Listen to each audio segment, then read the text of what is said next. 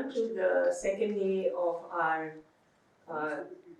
fifth annual economics conference at Ahmedabad University. It's a cold day and our audience is a bit thin, but we hope that more people will be coming in soon. It's my pleasure to introduce our keynote speaker this morning, Professor Ashima Goyal, who is a professor at the Indira Gandhi Institute of Development Research at Mumbai. She is also currently a member of the Monetary Policy Committee of the RBI. She is widely published on institutional and open economy macroeconomics, international finance and governance. She has authored and edited a number of books, including Macroeconomics and Markets in Developing and Emerging Economies, a concise handbook on the Indian economy in the 21st century. She edits the Routledge journal, Macroeconomics and Finance in Emerging Market Economies.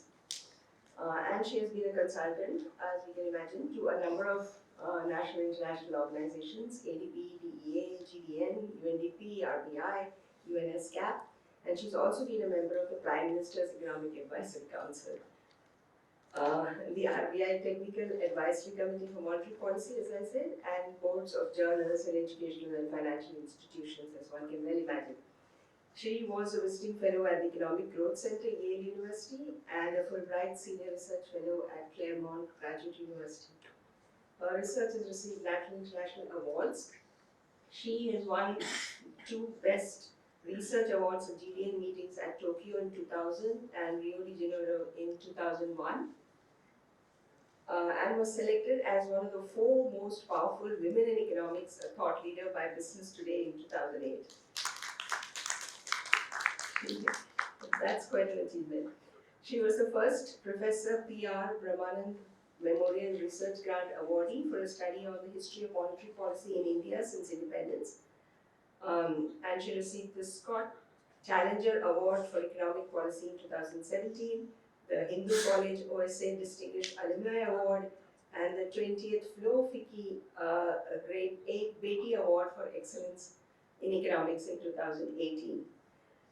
She was selected as one of the most powerful women in business by Business Today magazine in 2021 and 2022, and one of the promising women leaders of India in June 2022 by ET and Femina Times Group. It's quite an achievement. Her research interests are in open economy macroeconomics, international finance, monetary and fiscal policy, financial markets and regulation, institutions and development. Thank you, Ashima, for taking time off from your, we had to literally drag you here. Welcome on stage for your keynote address. Ashima will be speaking on monetary policy and communications, the higher for longer episode. People who miss her now, she'll also be on the industry panel on monetary policy later in the day.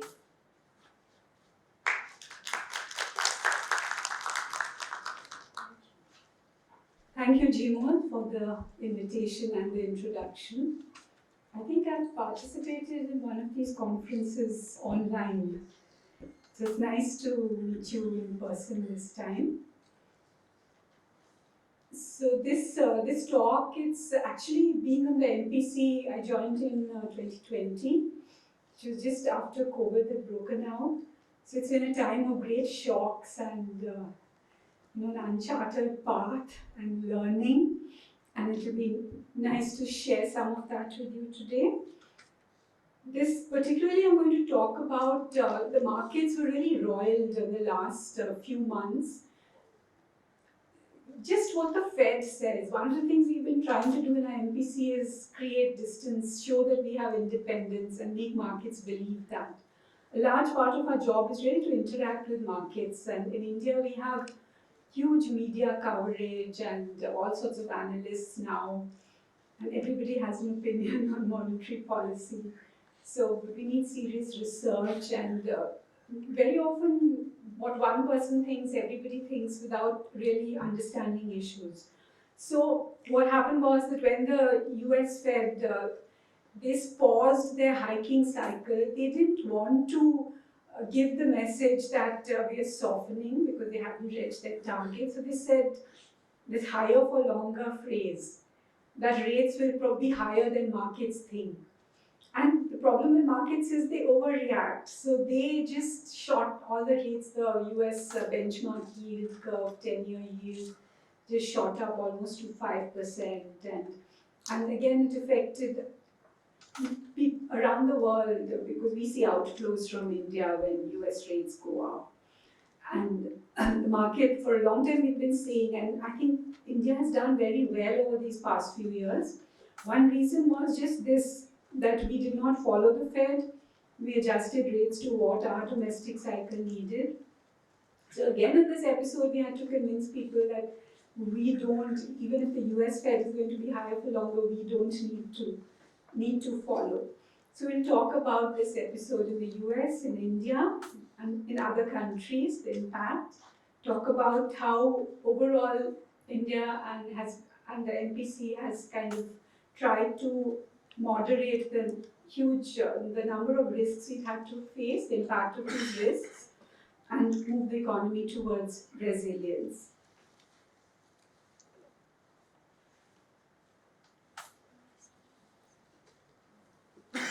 So, I like to joke about this that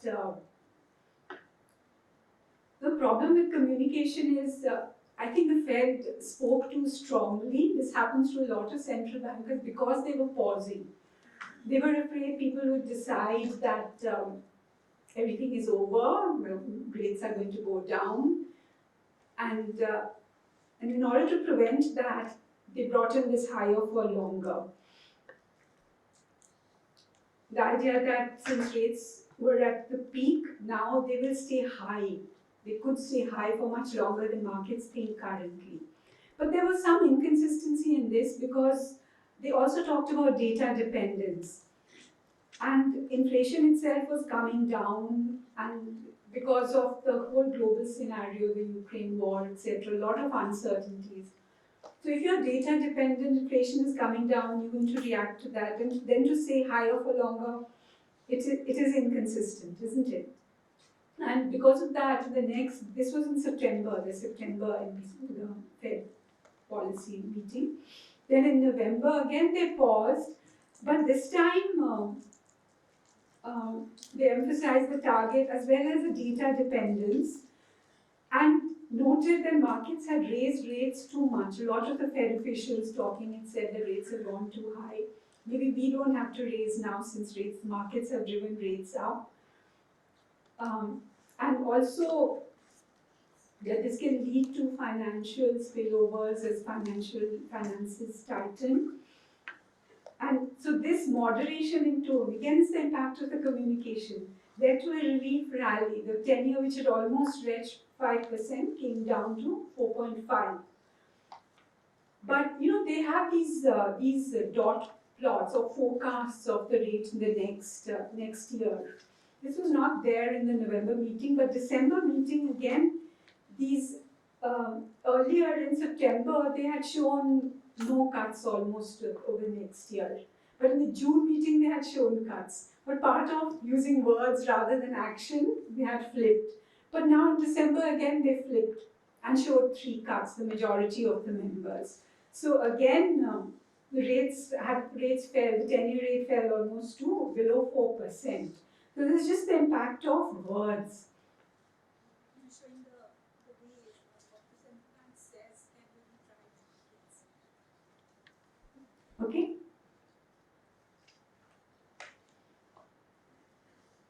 As I said, there was some inconsistency in this because even though when you say data dependence, it has to be informed by theory, the structure of various things that affect rates and other things that rates respond to.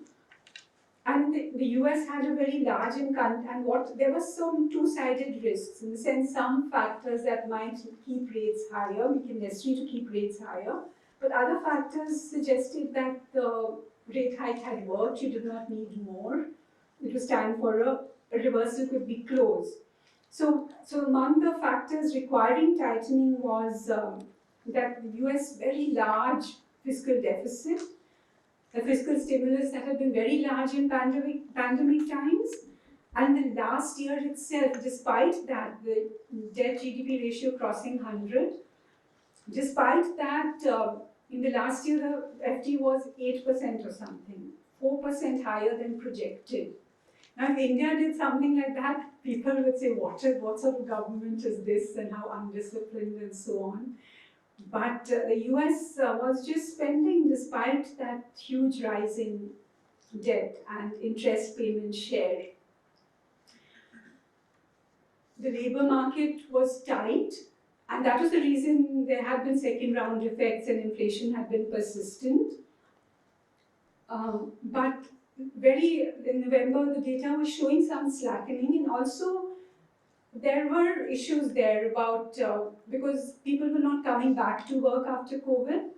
So firms were not firing people, they were retaining. So there was labor hoarding. So actually labor markets were not so tight when you take account of all that.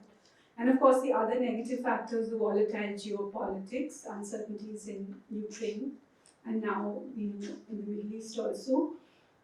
But the factors that suggested that softening might be required, that flip that we saw in November and December, that predicted that, were that real policy rates were highly positive, because the long-term inflation expectations were around 3 and their rates were near 5, so above 5. Yeah? So 2% real rate is very high for the US. And core inflation as well as the other headline inflation was all softening. And there are lagged effects of monetary policy, so whatever tightening had been there would continue to affect the economy. And moreover, the corporates, although household, most of the loans were fixed rate, so they were not going to be refinanced at higher rates, leading to stress on household balance sheets. But for corporates, that was not true, and they were shortly going to face much higher rates. So the other reason, I think, the IMF and so on, all of them were insisting that rates have to be higher for longer, were supporting this stance. And one reason often given was the fear of the 70s inflation, that then whatever the Fed did, it reversed tightening too soon, inflation became entrenched, it went on for longer, and then if it goes on longer, there's more eventual long-run cost. But the point is that in the current episode, inflation had nowhere been high for as long as it was in the 70s. And inflation expectations continue to remain anchored. And already there have been episodes of financial stress in the US over the past year.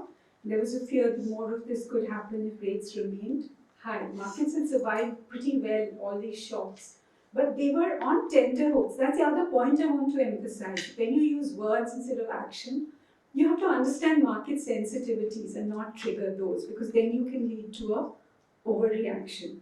So there was this fear about the possible financial distress if rates remained higher for longer. And ultimately, it's a question of what is the equilibrium real rate, which is one factor that at least I have tried to emphasize in this MPC. We've talked about it a lot. And we think I think that's really important to balance the different requirements of monetary policy. So it's necessary to take a view that what is the real rate which is appropriate, and it's a complex system, there's judgment involved, estimations will give you all kinds of different results.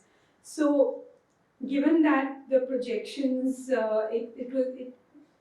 if you held with this higher for longer and rates continue to fall, then this real rate would rise more and more. It would exceed 2%. And if inflation is falling, that means monetary policy is becoming more and more restrictive. So why do you need to make it more restrictive if it's working, inflation is coming down? Yeah, that's the time you should relax. Then the markets had overreacted to those projections. So this is a problem with markets also. You must not take what people say so seriously. When they are telling you that it's conditional on data and data can change, these are not projections forever, they're for a few months. They will change in the next meeting or after a few months. Yeah? So for policymakers, the caution is use words carefully. for markets it is that don't overreact. Now, for when you compare India with US policy rates, what is interesting is that through the pandemic period, Indian rate cuts, the repo was cut to about 4%, which was the inflation target. But in the US, it was 0. Yeah. So when these rates fell, then the long-term rate, the G-SEX, that's one puzzle. Those of you who do research, I'm going to flag certain issues that you should really think about investigating. And macro, there's a lot of data, a lot of time series. So these G-SEX, that is the dotted red line on top, did not fall as much. So the spreads with US rates were very high. And then as the US Fed started raising rates, our G-SEC rates did not rise as much. Yeah? So spreads narrowed. With the repo also, one reason we didn't have to follow the US was we were already much higher. They were raising from 0, we were at 4. Yeah? And inflation differentials were lower. In the early period, US inflation went very high compared that there was around 2 and so on, while we were all near our upper band, exceeded it slightly for a couple of quarters, but around 6%. US was 8-10%. Yeah? So there, they really needed to raise rates. But in India, we were okay with some because of the, your interest differential has to cover the inflation differential. And this inflation differential was lower now.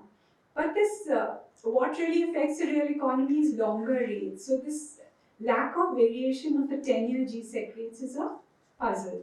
It means that there's very less impact. Unlike what the market thinks, there's less impact of US rates on Indian rate spread and the longer rates. But even so, there's a lot of spillover from US policy for emerging markets as a whole. And their overstimulus. Just to give some illustrative figures, average advanced economy fiscal deficit during the pandemic was more than 10%. US, it was 25% of GDP. So it was really your ability to print dollars that allowed you to give all kinds of income transfers. And it was a failure of theory or understanding of the economy because you had supply bottlenecks at that time. If you push a lot of money in people's hands, they want to spend it. And they spent it on importing exercise bikes from China, which led to those supply chain bottlenecks, which raised costs all through the world, spread inflation throughout the world. Now, low-income countries, the stimulus was only 2.5%. They could not afford more. India, it was in the emerging markets range of 2.5 to 7.5. At that time, there were so many analysts who were pushing us to spend more, that people are suffering, etc., etc.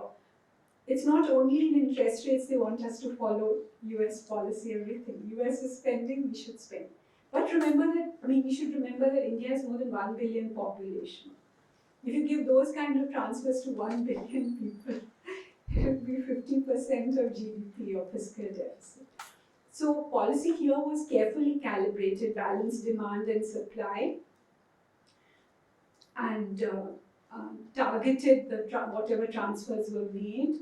Continued with reform, with spending on infrastructure which is more productive. So,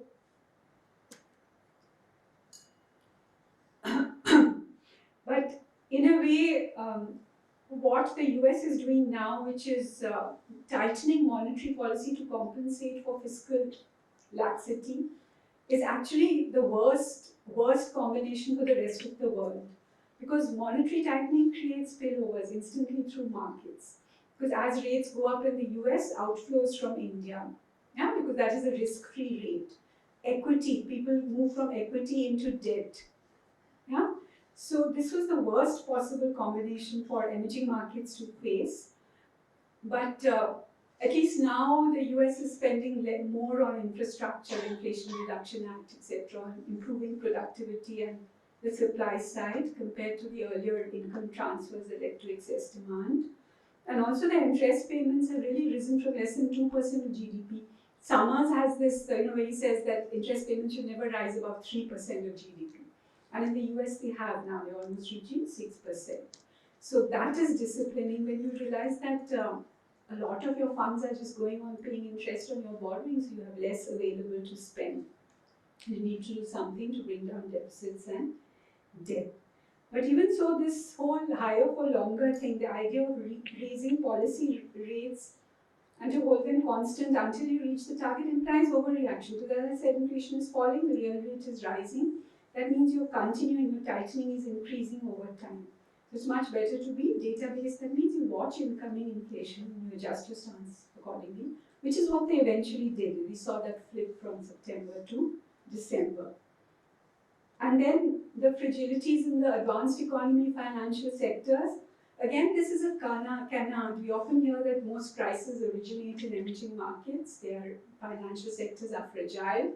But we see over the last 20 years, with the global financial crisis, and then the stresses we saw in the US financial sector. While emerging markets, people kept talking about high debt, high deficits during the pandemic. There can be a debt crisis, but except for a few small countries, we have not seen this happen. So emerging markets are actually managing things much better. And another reason the spillovers from US policy are not just to emerging markets, they're to their own financial sector, which has a number of vulnerabilities we discussed earlier. So higher for longer in India. Do we need rates to be higher for longer? So one of the things the MPC has tried to do is to give this clear guidance on data dependence and on the response function. What is it we react to? What is it, our focus on? Earlier it was growth more than inflation during the pandemic time when growth had crashed. And then after that, our MOU is really just this, that the MOU that the RBI signed with the Ministry of Finance, that you reach your inflation target subject to growth. So growth is also there, but it's the second. So we went back to that after growth had recovered and inflation was exceeding the target in some, and though it was largely in the tolerance band. So we have the advantage of flexible inflation targeting, which is that inflation can be in the band of 2 to 6%. The target is 4%. So again, markets started saying that this MPC has not reached the target, they're not concerned about the target, they are happy with 6% inflation, which is not correct. So as growth recovered, the messaging went back to saying the target, we want to reach the target, we are focused on reaching it.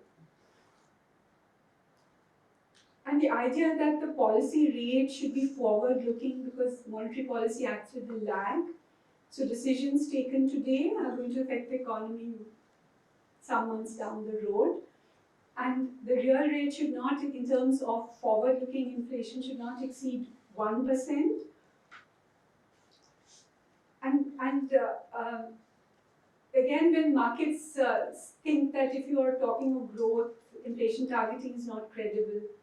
In my view, what is really required for credible, and if it's flexible, it's not credible.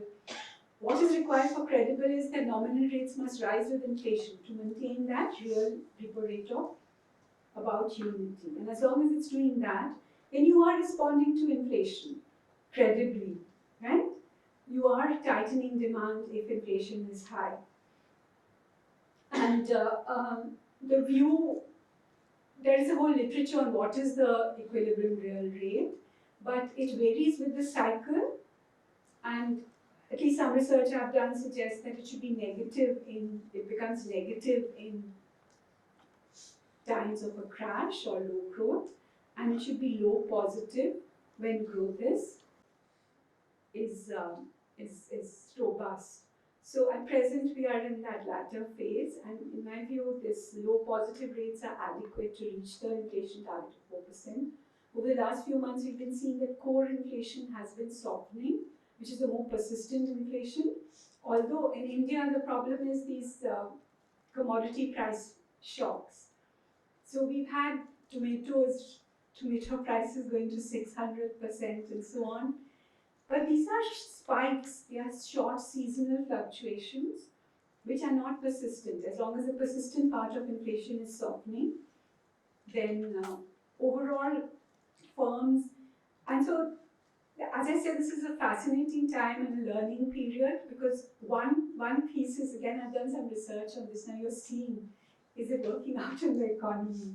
Which is that, are people internalizing that inflation target? And if you see, IIM Ahmedabad has a survey on firm price setters, firm inflation expectations, and they've been around 4% for a long time now. And internally also in some of the RBI research was that core inflation would rise because growth is so high or near potential. But we've been seeing core inflation softening. So it would seem that maybe firms are internalizing that. Also that oil prices were softening, that the supply chain bottlenecks had finally reversed, etc., etc. And that when there is high growth, they can actually spread their costs over a larger base. So markups tend to be counter-cyclical.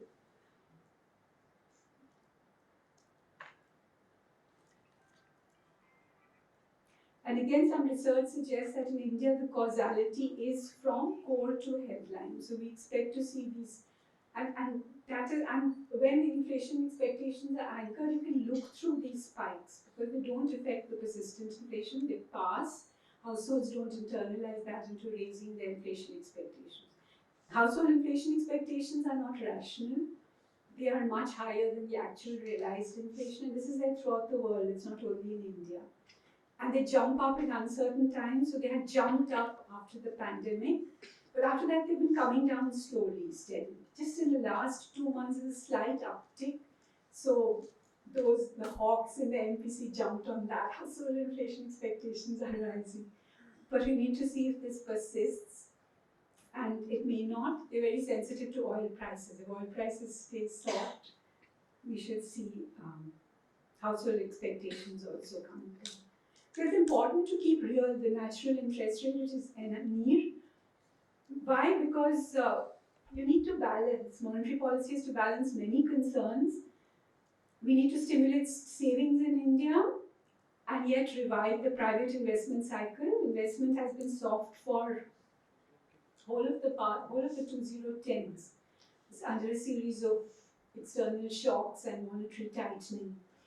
So, given that our repo currently is 6.5, if the inflation forecasts are around 5, going down towards 4 now, but they've been that way a number of times in the past. Before the Ukraine war, it was expected to come down to the forecast of approaching 4, but then the Ukraine war happened. Last summer also they were approaching 4, and then the tomato price spike happened.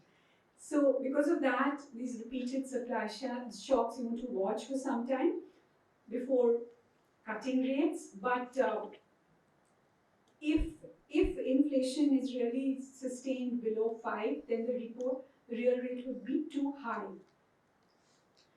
So as I said, the number of theoretical considerations, the structure of the economy, excess labor, sort of government work on the supply side that is reducing costs, that point towards structural changes and core softening. Moreover, we have fiscal consolidation in India, unlike in the US, where they're overspending after overspending in the pandemic, because in fact, currently we have a problem of tight liquidity because the government is getting more taxes than it's expected and doesn't know how to spend them. Yeah? So it seems that they will meet their announced deficit path and maybe even more consolidation. We have underemployed labor. And I've argued in a number of papers that in our circumstances, where we have excess labor and therefore underemployed labor, and therefore supply can expand provided various bottlenecks and problems are resolved. So in these circumstances, monetary fiscal coordination works. Yeah? If fiscal policy can do more on the supply side, and the government has been taking a number of short and long-term measures which will help bring down inflation, just cutting oil excise at critical time and so on. But longer-term sustainable changes that are reducing costs in the Indian economy. And this allows monetary policy to keep real rates low. That stimulates, because we have a lot of young people who are equipping new houses on credit, so our demand is interest sensitive, right? Monetary policy affects this demand, and so it's important to sustain growth. I have a paper where I talk, so the Nash equilibrium in India is for the delegation. In a theoretical paper we talk about delegation. So delegation to achieve the best outcome. So delegation to a conservative finance minister and a pro-growth central bank. And luckily over the past few years we've had that combination in India.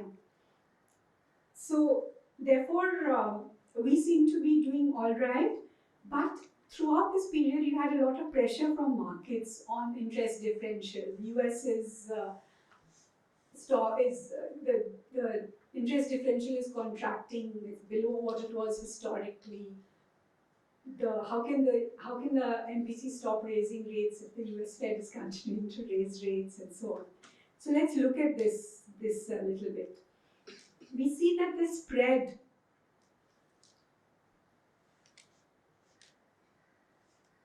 the red dash line again is the GSEC. This is now just giving the spread. And you see that the spread rose dramatically during the pandemic.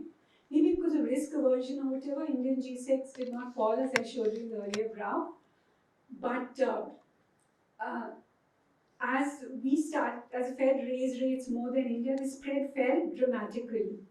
Yeah, so while the short-term rates rose, Indian rates rose, and therefore the spread did not fall, it was actually rising. But for the longer rates, it was falling. The gap was narrowing. Maybe it was the effect of uncertainty that really affects markets more than the US rate itself. So the spread is not, even today, is not as low as it was, say, in the early 2013-14. Yeah, but it is comparatively low. So markets worry about that. This is the spread over of the R GSEC short and long over US GSEC, and you can see that this has also been falling as US GSECs rose. But one reason we can have a lower spread is that inflation differential is lower now than it was historically. And the emerging market average spread for the 10-year rate is about 200 BPS, and we are still above that. Yeah? And overall in India, we're doing better. Growth really matters for investors. And that brings down the country risk premium. One of the determinants of this interest rate spread is the country risk premium, which is also falling. And when markets are very concerned about the differential narrowing and this will lead to outflows, then just look at this graph, which gives you the equity flows and the debt flows. The blue line is the equity. So you see in this period of end 22 and of 23, as the spreads narrowed to their lowest level, equity flows really recovered. From August, we have seen sharp equity flows, foreign equity flows coming back into India. So the argument that the narrowing differential will lead to lower inflows and create problems in financing the deficit does not hold. Because what happens in India is that our debt flows are a very small percentage of the total, and they've been about 100 billion steady at that after some outflows at the beginning of the pandemic.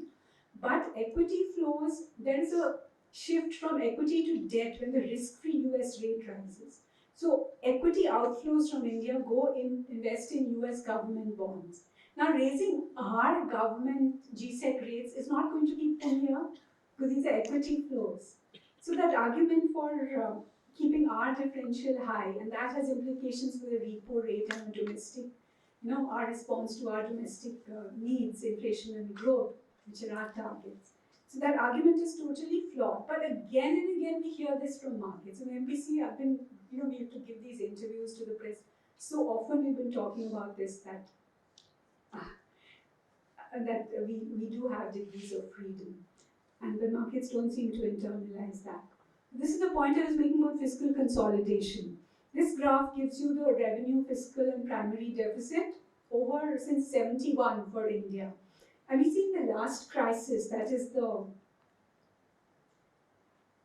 global financial crisis, this deficits became a plateau. They did not come down after the crisis. And that led to a lot of vulnerabilities later on. Double deficits, India became one of the fragile fives. And in a way, we suffered in the 2010 because it's over tightening after this over-stimulus, both fiscal and monetary, that continued for too long. But here you see the very recent deficit is a peak. That means it rose sharply during the pandemic as required, but not as much as in the US. But all the deficits came down sharply the next year. Yeah? So there's fiscal consolidation, and if there is a conservative fisc, then there is more room for monetary policy to be stimulated. So Indian macros are more stable, etc., etc. And there is one, for some, those of you in academics may like to know about UIP, which tells you that the rate of interest in India, if there is an open capital account, flows are free, must equal the US rate plus expected depreciation plus country risk premium. So I've been saying that this country risk premium came down, and then allowing our interest differential to narrow safely. The other thing is the expected depreciation. Recently we did some work for the T20 where we found that there is a UIP premium for emerging markets which is normally much higher than actual depreciation. Yeah, so markets ask for an excess return. This is almost 3%, the average for emerging markets. And it is as if markets are pricing in an expected depreciation, which does not happen. So this is part of the country risk being higher. Yeah? And one reason for this is linked to volatility. If the exchange rate is highly volatile, then this risk premium goes up. So another success of policy over the past few years, and again there were a lot of doubts, a lot of analysts saying, because when the RBI intervened, when there were outflows just after the pandemic and also after the Ukraine war, and as our reserves started going down, we have more than 600 billion reserves. But as they went down, markets saying, these are going to be wiped out, we need inflows to finance the deficit. How can the RBI do this? They should let the rupee depreciate. No, but the idea is we don't have full capital account convertibility. We have caps on debt flows, which gives us more freedom. So we have multiple instruments to use to smooth that volatility, to prevent misalignment of the rupee from equilibrium levels. That is very important for the real sector and for smoothing market overreaction and panic. So that was done very successfully. So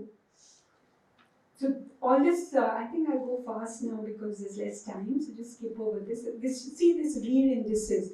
One reason we did badly in the 2010 was it was real appreciation. These are two indices which show the real effective exchange rate. They steadily appreciated over the 2010s.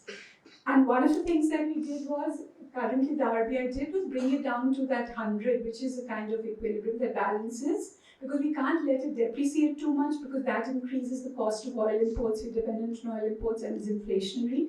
We can't let it depreciate too much. That hurts exports when we have a current account deficit. So this is an important balance that has to be maintained. And what is interesting is that the IMF recently has said that the RBI after October 22 is not a float. They've labeled the Indian exchange rate a regime, a stabilized arrangement. It's not floating.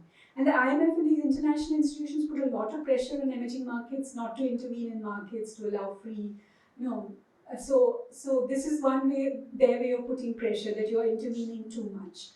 But they have no safety nets that they offer emerging markets. And see, if the exchange rate was near equilibrium, and there were large inflows over this period as Indian growth was higher and India was doing better, then there would have been too much appreciation, right? So they had to intervene. So there are multiple objectives, and it is only if the rupees, if your intervention is taking it away from equilibrium levels, then it is a concern. But some nominal volatility is also required to allow markets to work better. So this, again, I'll go quickly, but this inflation shows, the dashed curve is the WPI. We saw very large fluctuations in WPI inflation. But you see the headline inflation, which is our target, the red dashed line. The volatility in this has really come down in this recent period. So in a way, it shows the success of inflation targeting. It was the first MPC when inflation targeting was started in 2016.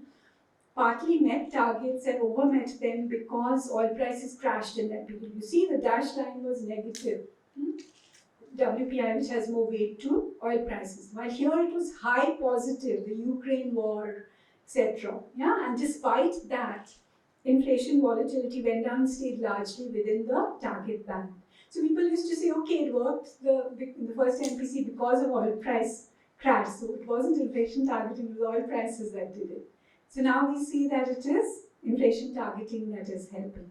But that flexible inflation targeting is very important because one of the things that happened in the last MPC was you see the real rates, huge fluctuations in the real rates. Yeah, 1 year taking 1 year ahead inflation because you measure real rates in terms of expected inflation.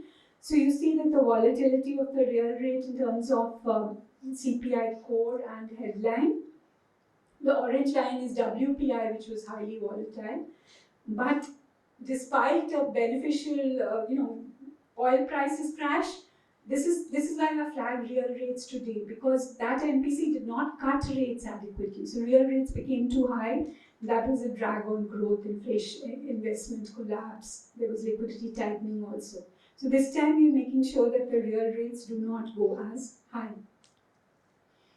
And then deepening domestic financial markets, also reducing currency risk premium. Peer is here, he will tell you how lot of SIPs and retail investments. So as we saw these large equity outflows, but the volatility in our markets was much less. So this is about why we have sequenced capital account convertibility, and that works much better. Because you should allow inflows to the extent you can absorb them. And they can contribute to your markets without creating excess volatility. So this graph will help illustrate this. This shows major types of inflows as a percentage of GDP. So the earlier debt equity flows, you saw sharp peaks. In absolute amounts, it was much higher, the outflows and inflows this period. But as a ratio to GDP, they're not higher than they were earlier.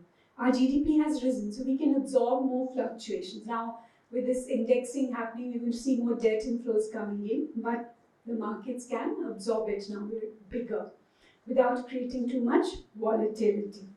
So for other countries, do they need to follow US policy? So we see a lot of countries retain independence. So again, I don't see why our markets are so concerned about India, because we know that Japan and Germany have been doing very different things despite the US raising rates. And for them, this UIP really holds. They have free capital movement. And so the effect of debt flows on interest rates is very, very valid. But still, the Japanese government has been following its yield curve control and letting rates become highly negative as the US raised rates and taking the yen depreciation as a result. But I want to compare with Indonesia because that's one country where an emerging market like us. But in the 2010s, there was a huge push from international institutions and foreign investors for local currency borrowing. That this is much cheaper and you'll get low interest loans. Indonesia went in for that. But as a result, during the taper tantrum, their share of foreign investors in the debt market was something like 38. In India, it was 6%. So the interest rate volatility that they saw was very high compared to India's. And so this thing about allowing those caps to rise as markets develop is very important. And even recently, as the Fed had stopped raising whatever, they had to raise rates to raise their interest differential in order to keep some of that debt inflow within Indonesia. Of course, there are a lot of risks. I've been talking about how policies has sort of navigated some of these, but crude oil prices, and there are positives also because this net zero and substitution away from oil will really help India in the long term. Agricultural productivity, this has been a big problem for us. Food price shocks, a major issue the MPC has to handle. But there are signs that there are real structural improvements in agricultural productivity, and this is very important for climate shocks which are going to come, to leverage our geographical diversity and Then to build buffers against external shocks is also very important, and we've been doing this effectively with our reserves. But markets have to realize that you have to use those buffers. They tend to get worried. Okay, you accumulate as much as you like. As soon as you use it, they get worried. It has to be two-way movement. And of course, the international institutions in the T20, G20 year, we very successfully pushed. India pushed to make MDBs lend more to emerging markets, have more of a safety net, so that smaller countries like Bangladesh or Sri Lanka, Pakistan, our own neighbors, have really been suffering because they did not have those reserves, yeah, those buffers, and they need that international safety nets which are not available. So this is the kind of oil price fluctuations we have to deal with, and it is tough. But another positive thing is that the oil intensity of production is really falling, apart from switching away from oil to green alternatives. Overall resilience and what is important for that is balanced policy, not some data-free higher for longer. So you balance all kinds of things here: growth, inflation, monetary fiscal reforms, opening domestic, free markets and regulation. And so that is why flexibility, I said inflation targeting works, but what works much better is flexible inflation targeting, which we have. And communication, we saw, because in India also in this period when the Fed was saying higher for longer, the RBI was worried that there could be excess liquidity, want to keep liquidity towards tightening. And therefore they talked about OMO sales. When they sell, that takes in rupee liquidity. But markets, this is a very sensitive issue for Indian markets because meeting government borrowing requirements. And as a result, the rates, the 10-year yield spiked. But what happened was the government was getting so much revenue, they were not spending so huge government cash balances. They did not need those sales. So you have to be very careful about unconditional communication, especially on market-sensitive issues. It should be conditional on liquidity. What is happening to liquidity? It was not that they were going to do sales regardless. It was part of this words instead of action. But we were also pausing. We wanted to communicate that we're still focused on the target. So you need regulators to be more sensitive to market sensitivities, but you need markets also not to put so much weight on specific red flags, yeah? To realize that overall the system is about making markets work efficiently, letting them work efficiently. So, to conclude, overall for emerging markets, it's possible. That is the big lesson from these past few years. I think we need to learn from this, that we have the space to respond to external shocks and smooth them and adjust policy to meet our requirements. Over the last decade, we had a lot of problems from external shocks because we did not do that. Either we could not or we did not have the confidence that we can do it. Or markets did not let us have that confidence. But I think in the last few years, we've really developed that confidence and demonstrated it. And so you need to smooth shocks. Counter-cyclical policy is very, very important. Thank you. And India has demonstrated it.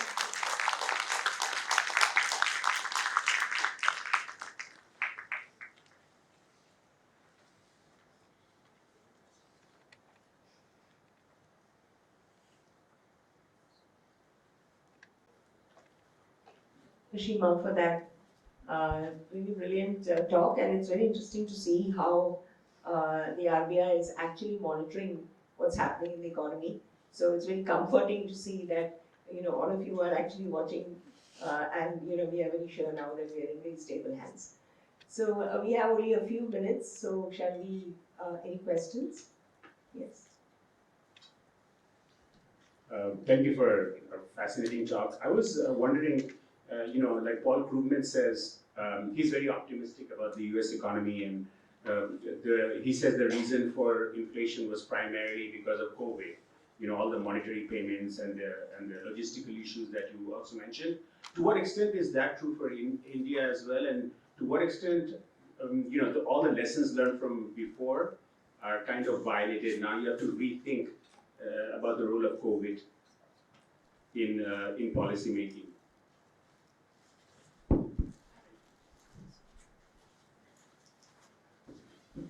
Yeah, I think that was a big difference between India and the US.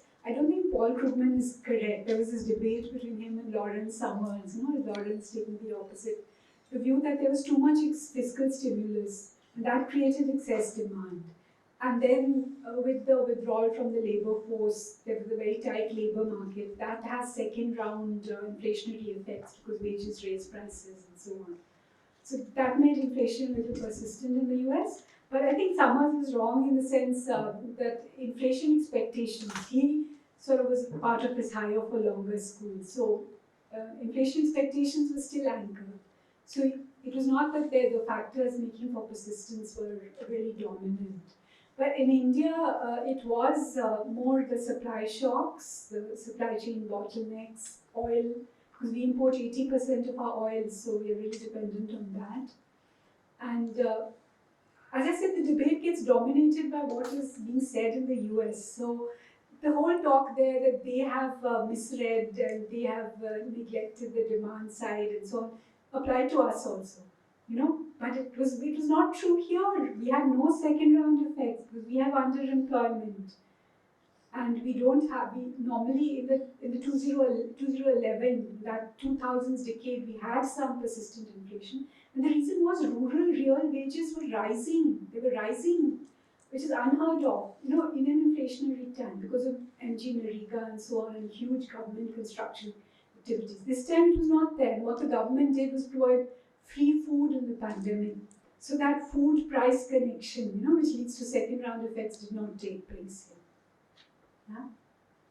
Thank you. I think we have one student there. Yeah, just a minute. Yeah. Good morning. There has been a recent debate about the structuralist model of the economy and the inflation targeting. So, as a member of the MPC, what is your view and perhaps take on the structuralist model? The structuralist model has some very. I keep saying that we need to take account of the economy's structure and in deciding our policy. So this issue of large underemployed labour and supply side action, which is making the economy low cost. So structural elements, yes, we have to take into account. Structural model itself, has a fixed structure where agriculture prices are driven by demand while industry is got a supply side and particular to sector structure. And therefore food is responsible for inflation. Now this doesn't hold so much today because we are an open economy. You can import food also. The government has been doing that to smooth the... So the working of that, the model, the way it is currently needs to be changed. Yeah? Thank you. Greetings, madam. If we wish to increase the stake of Indian rupee in international trade and international manufacturing, do we have to consider complete capital account convertibility? If yes, what externalities we may face? Well, I don't think it's a 0-1 issue. That's not necessary. I think just decreasing the cost of cross-border transactions, the digital rupee or UPI. Again, that is an issue that was flagged in the G20. A lot of countries are going in for these kind of things, and there is some bilateral agreements with, I think, more than a dozen countries now. So slowly the use of the rupee will rise in that way, and ultimately a currency gets accepted if it's trade. It's used in a lot of trade as the economic power increases. So you can't jump the gun and say, okay, we have capital account convertibility. Then you'll have volatility and crisis, and that economic power will not increase. So it has to be a balance. The freedoms, the capital account, as we've been doing, degrees of freedoms rise as markets deepen, yeah, and we can absorb the kind of volatility that will happen, yeah.